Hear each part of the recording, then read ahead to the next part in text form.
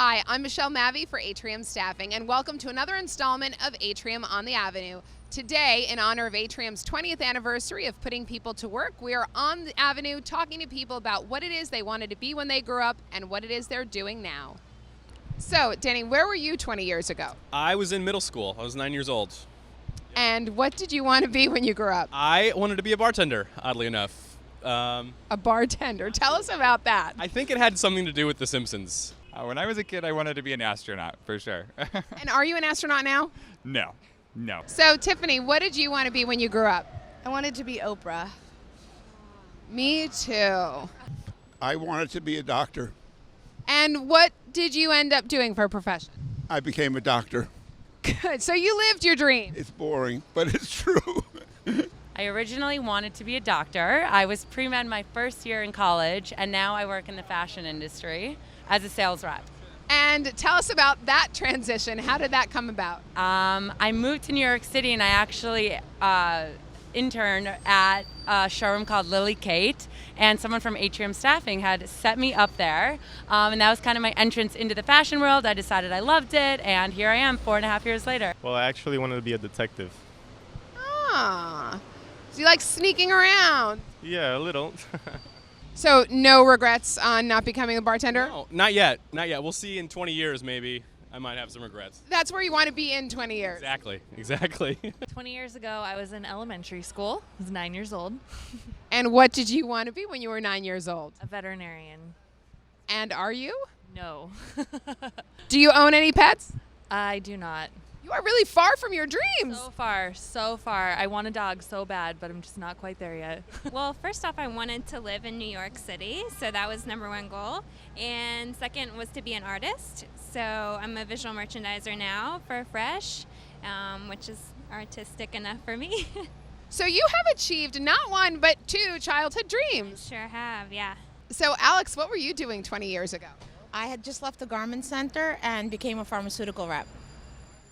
So what was that like, that transition from fashion to drugs? It was like selling your soul to the devil for money. That's great. Any advice for anyone who might be wavering from their chosen pursuit?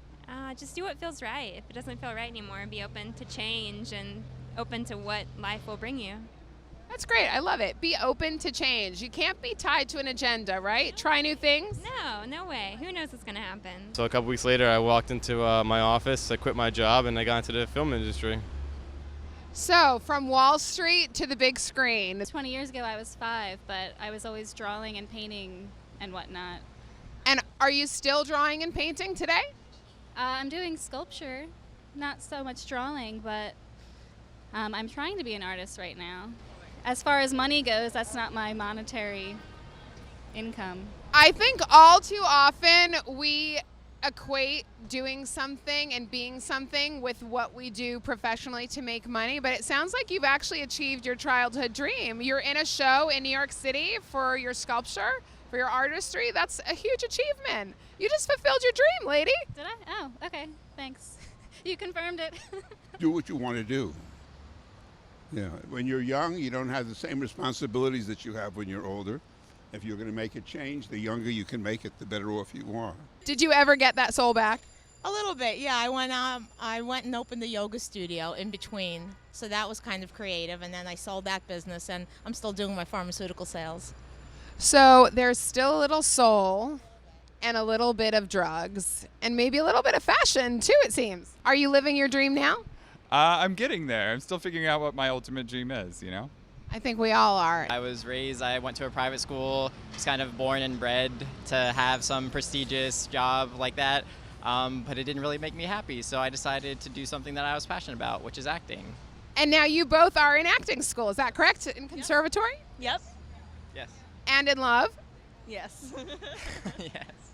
Don't worry about any hesitation. Do what you love. If you're not happy doing what you're doing, find a way to be happy. And once you start doing something that you love, you'll never consider it work.